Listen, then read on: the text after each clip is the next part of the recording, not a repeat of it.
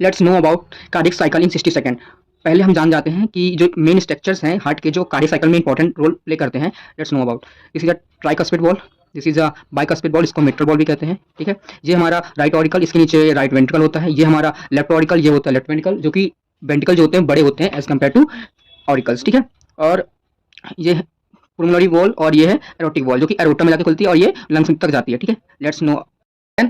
सबसे पहले जानते हैं कि ये सुपीरियर वेना कावा और ये inferior vena cava. Superior vena cava blood लेके आता है अपर बॉडी पार्ट से, इंफीरियर वेना कावा ब्लड लेके आता है लोअर बॉडी पार्ट से। और एक ब्लड कहाँ पे होता है? राइट ऑरिकल में। देन ये कहाँ आता है? राइट वेंट्रिकल में आता है, और ये पुल्मोनरी वॉल्स के थ्रू जाता है लंग्स में, जहाँ पे ब्लड प्यूरिफाई होकर ये आता है लेफ्ट ऑरिकल में, देन लेफ्ट वेंट्रिकल में, और ये एरोटिक वॉल के थ्रू पूरी बॉडी में या फिर डिस्ट्रीब्यूट हो जाता है। ठीक है, और जानते हैं कार्डियक साइकिल वर्क कैसे करता है। तो राइट ऑरिकल में ब्लड आया, 70% नॉर्मली कहाँ पहुंच जाता है? नॉर्मल राइट वेंट्रिकल चला जाता है। बट रिमेनिंग 30% ब्लड तभी जाता है जब हमारा ऑरिकल सिस्टोल होता है, यानी कॉन्ट्रैक्ट होता है, तब रिमेनिंग 30% ब्लड कहाँ पे आता है? राइट वेंट्रिकल में आता है, और उस टाइम पे हमारा पुल्मोनरी वॉल्स जो होती हैं वो क्लोज होती हैं। इन्हें को हम सेमी वॉल्स भी कहते हैं।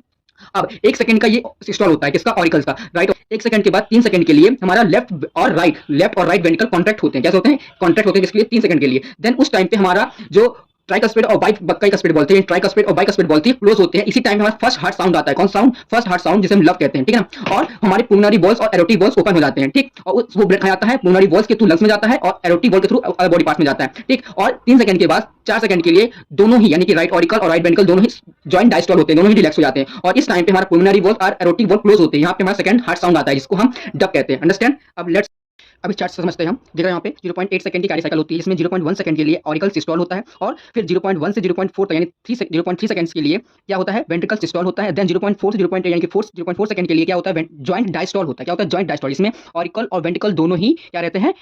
डायस्टोल यानी कि रिलैक्स कंडीशन में रहते हैं। Systole means contraction, diastole means relaxation. Okay,